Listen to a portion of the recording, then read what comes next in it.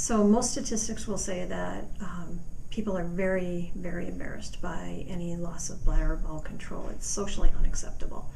And the average person waits over 7 years to seek care.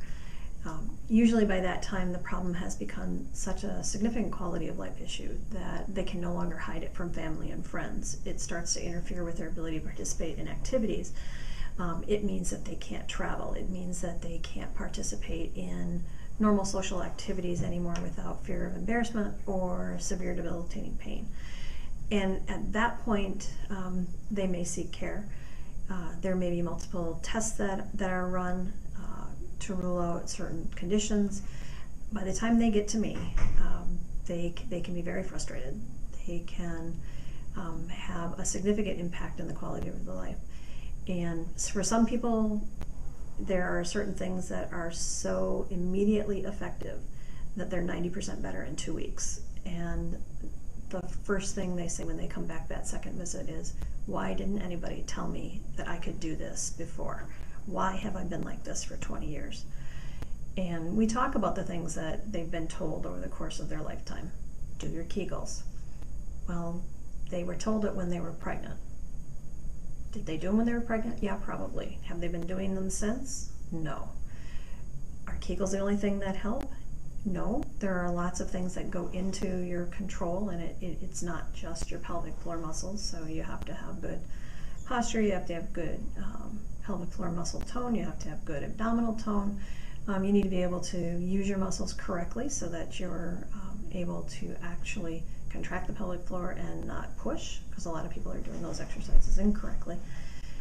So what we end up doing is making sure that they're doing them right.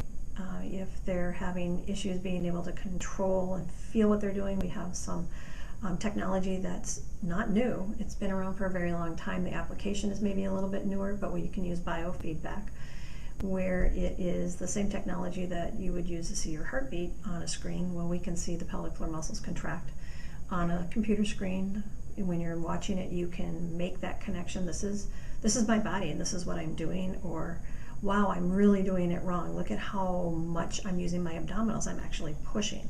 And by being able to make that connection, you're able to figure it out and go back to how your brain was originally wired. It doesn't take years and years of practice. It's really about finding what was already there and just pulling those files back out and being able to use it correctly. So we'll move from that very intense one-on-one, this is what I want you to do, can you tell what you're doing, to okay, now how do we use it in real life? When you're bending over to pick up your child, how do you make sure that you're protecting your pelvic floor, protecting your back, using your abdominals correctly so that you don't have leakage?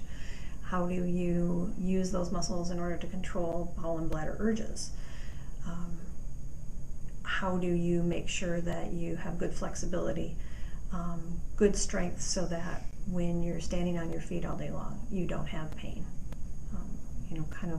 We move from that one-on-one, individualized, very precise kind of thing to independent self-management. How do you keep it for the rest of your life?